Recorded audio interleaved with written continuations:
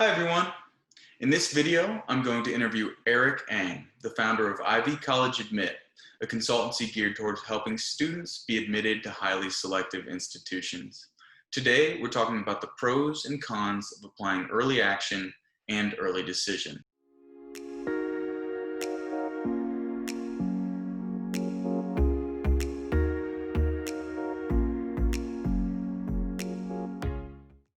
Eric, thanks so much for joining us. Thanks for having me, Jackson. So before we get into the specific pros and cons, can you explain for those that don't know what early action and early decision are? Yeah, applying early is really a student's way to express interest in a school. Early action, you could send in an application early, but you are not committed to attend if you are accepted. Early decision, however, if you are accepted, you have to go. And so one thing I always advise my students is be sure you're excited about the school that you're applying early to, especially early decision, because you are obligated to go if admitted. Okay, great. So kind of a follow-up to that, does applying early action or early decision impact a student's chances of being admitted to an institution? Absolutely. Applying early action or early decision, the acceptance rates are significantly higher. In fact, anywhere from 3 to 5 times the regular acceptance rates. So at all the competitive institutions, if you apply early to, say, Harvard, for instance, the early acceptance rate varies from year to year, but it's roughly around 15%. So it is significantly higher than the regular acceptance rate, which hovers probably around 3 to 4%. And then if you weight average those two numbers, then you get the overall acceptance rate of 5 or 6%. So applying early does increase your odds of acceptance. And are these admissions options available at all institutions, or is it only something that's available at selective institutions? For the most part, they are available at selective institutions. Not every university has early action or early decision. Take the UCs, for example. UCs is actually based on rolling admission. So if you're applying to Berkeley or UCLA, the deadline is November 1st through the 30th, which does coincide with the time frame of early action or early decision, which is November 1st, but the UCs don't have that early option for students. Okay, so what are some of the common deadlines that students should be aware of if they opt to apply early action or early decision? Yeah, that's a great question. November 1st is the major deadline.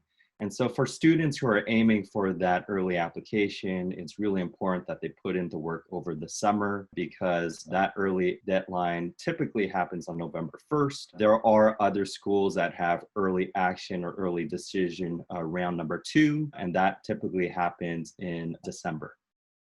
Great. So you already mentioned that it can increase your chances of being admitted to institutions, but are there any other potential benefits of applying early action or early decision? And in what situations would you advise students to apply that way? Because of the higher acceptance rates by applying early action or early decision, every one of our students always takes advantage of that and applies early, okay? And so my advice for students out there is take advantage of this early school and apply early, regardless.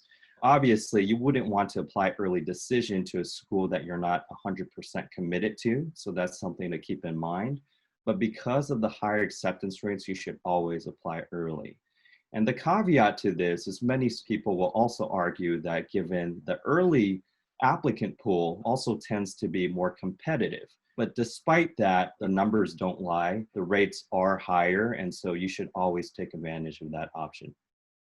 So now the opposite side of the coin, are there any potential repercussions? In what situations would you not advise students to apply early action or early decision?